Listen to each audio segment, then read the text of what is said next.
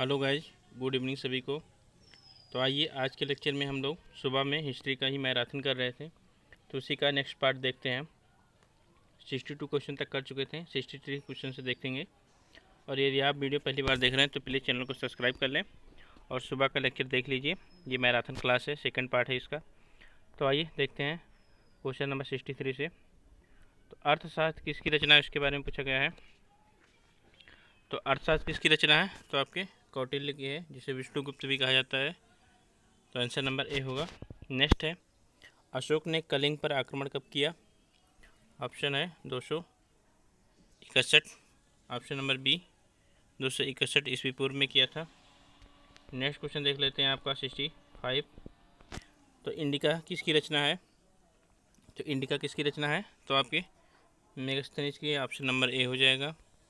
Next है, बौद्ध धर्म के प्रचार के लिए अशोक ने किसे श्रीलंका भेजा था, तो उसके बारे में है। तो किसे श्रीलंका भेजा था, तो आप लोग बताइए। तो आंसर हो जाएगा ऑप्शन नंबर डी, संघमित्रा और कौन, आपके महेंद्र। नेक्स्ट है आपका कि अशोक के शिलालेखों की खोज सर्वप्रथम किसने की। तो शिलालेखों की खोज सर्वप्रथम किसने की थी, तो आंसर हो जाएगा आपका पाद्रेटी थैंसलर की। तो पाद्रेटी फैंसथेलर ने किया था। जेम्स प्रिंसेप ने सबसे पहले पढ़ा था, तो ये ऑप्शन है किसने पढ़ा था, तो जेम्स प्रिंसेप। और किसने खोजा था, तो आपके पैंथेलर ने किया था। तो इसको आपको ध्यान में रखना है। नेक्स्ट है आपका कि अशोक के शिलालेखों को सर्वप्रथम किसने पढ़ा था। तो अभी हमने बताया कि जेम्स प्रिंसेप ने पढ़ा था, तो ऑप्शन नंबर ए सही होगा। नेक्स्ट पार्ट है आपका कि सांची के स्तूप का निर्माण किसने करवाया था। तो सांची के, जो कि मध्य प्रदेश में है, तो सांची के स्तूप का निर्माण किसने कराया था, तो सम्राट अशोक जी ने कराया था। ऑप्शन बी सही होगा। नेक्स्ट है, अशोक के शिलालेख किस लिपि में लिखे गए हैं। तो अशोक के शिलालेख जो है ब्राह्मणी, खरोष्टी, ग्रीक और आर्मेक सभी भाषा में है। तो ऑप्शन नंबर डी होगा। नेक्स्ट क्वेश्चन आपका है कि चंद्रगुप्त मौर्य की सैंड्रोकोटस के रूप में पहचान की तो किसने की थी, उसके बारे में पूछा है। तो किसने की थी, तो विलियम जोन्स ने की थी। ऑप्शन नंबर बी होगा।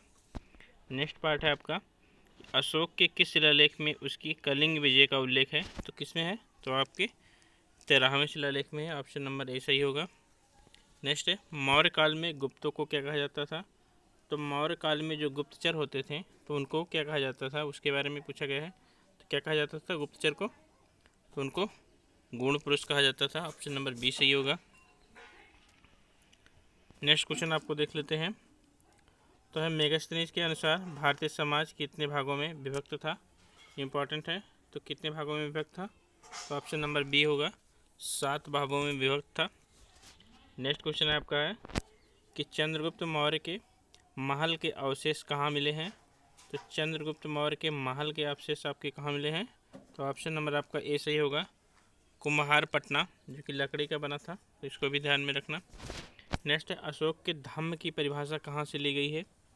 इम्पॉर्टेंट है, तो अशोक के धम्म की परिभाषा कहाँ से ली गई है, तो राहुलोवाद सूत्र से ली गई है। तो इसको आप याद रखना। ऑप्शन नंबर कौन सा सही होगा आपका, ऑप्शन नंबर सी सही होगा। नेक्स्ट है क्वेश्चन नंबर 77 देख लेते हैं। तो 77 में क्या कहा गया है कि मौर्य काल में प्रचलित विष्ट क्या है। तो मौर्य काल में जो प्रचलित था विष्ट वो क्या है, तो निःशुल्क श्रम है। तो आपका है बेगारी। ऑप्शन नंबर डी सही होगा। नेक्स्ट है आपका, भारत में सर्वप्रथम सोने के सिक्के किसने चलाए। तो किसने चलाए थे सर्वप्रथम सोने के सिक्के, तो इंडो ग्रीक ने चलाए थे। ऑप्शन नंबर बी सही होगा। नेक्स्ट क्वेश्चन देख सकते हैं, शीशे के सिक्के किस वंश के शासकों ने चलाए। तो शीशे के सिक्के किसने चलाए थे, तो आपके सातवाहन वंश ने चलाए थे। ऑप्शन नंबर सी सही होगा। नेक्स्ट क्वेश्चन आपका है कि ब्राह्मणों को सर्वप्रथम भूमि अनुदान देने की प्रथा किसके समय में प्रारंभ हुई।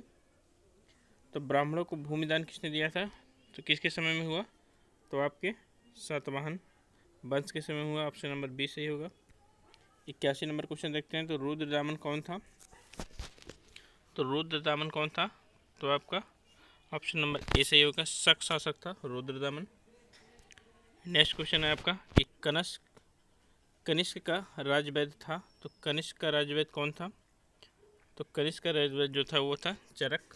ऑप्शन नंबर ए सही होगा। नेक्स्ट क्वेश्चन आपका है, कनिष्क बौद्ध धर्म की किस शाखा का अनुयायी था? तो कनिष्क जो है वो बौद्ध धर्म के महायान शाखा का अनुयायी था। ऑप्शन नंबर बी सही होगा। नेक्स्ट है आपका, कनिष्क की राजधानी थी, तो कनिष्क की राजधानी कहाँ पे थी? तो कनिष्क की राजधानी थी जो थी वो पुरुषपुर, जिसे पेशावर कहा जाता है। ऑप्शन नंबर डी सही होगा। नेक्स्ट है आपका कि जूनागढ़ से प्राप्त संस्कृत का पहला अभिलेख किस शासक का है?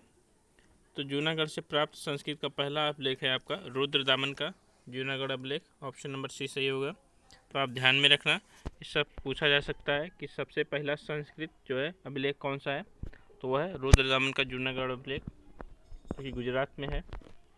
नेक्स्ट है, निम्नलिखित में से किस स्थान पर रोम बस्ती मिली है? तो रोम बस्ती किस स्थान पर मिली है उसके बारे में है, तो कहाँ पर मिली है? अरिकामेडू में। ऑप्शन नंबर बी सही होगा। नेक्स्ट है कि बुद्ध चरित्र की रचना किसने की थी? तो किसने की थी बुद्ध चरित्र की रचना? तो बाणभट्ट जी ने बुद्ध चरित्र की रचना किसने की? तो क्वेश्चन नंबर 87 है कि बुद्ध चरित्र की रचना किसने की है? देख लेते हैं इसका आंसर क्या होगा। तो बुद्ध चरित्र की रचना किसने की थी? तो अश्वघोष ने की थी। सॉरी गाइस, कुछ काम आ गया था। तो नेक्स्ट है आपका, नेक्स्ट क्वेश्चन देख लेते हैं आपका कि निम्न में से किस शासक ने गुप्त संवत प्रारंभ किया था? तो किस शासक ने गुप्त संवत प्रारंभ किया था? तो आपके चंद्रगुप्त प्रथम ने, जो कि गुप्त वंश के महान शासक हैं एक। नेक्स्ट आपका, भारत का नेपोलियन किस गुप्त शासक को कहा जाता है? तो किसको कहा जाता है? तो भारत का नेपोलियन समुद्रगुप्त का कहा जाता है, जिसका हरिशेन अभिलेख है, प्रयाग प्रशस्ति हरिशेन ने लिखा है। नेक्स्ट क्वेश्चन देख लेते हैं, क्वेश्चन नंबर 90। तो 90 नंबर क्वेश्चन पूछा गया है कि चीनी यात्री फाहियान किसके शासनकाल में आया था? तो चीनी यात्री जो फाहियान है वो किसके शासनकाल में आया था? तो चंद्रगुप्त विक्रमादित्य या तो चंद्रगुप्त द्वितीय, तो उसके शासनकाल में आया था। तो नेक्स्ट है आपका कि मौर्य द्वारा निर्मित सुदर्शन झील का जीर्णोद्धार किसने करवाया था?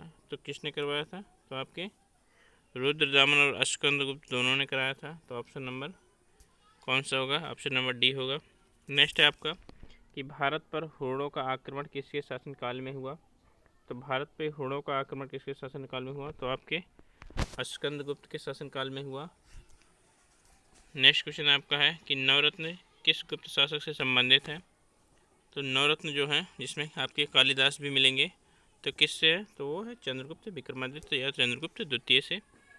नेक्स्ट आपका नालंदा विश्वविद्यालय का संस्थापक था, तो नालंदा विश्वविद्यालय का संस्थापक कौन था? तो आपका कुमारगुप्त हैं। ऑप्शन नंबर बी सही होगा। नेक्स्ट है कि गुप्तकालीन स्वर्ण सिक्कों को क्या कहा जाता था? तो गुप्तकालीन जो स्वर्ण सिक्के थे उसको क्या कहा जाते हैं? तो उसको दीनार कहा जाता है। नेक्स्ट क्वेश्चन आपका है कि निम्नलिखित में से कौन सुलेमित नहीं है?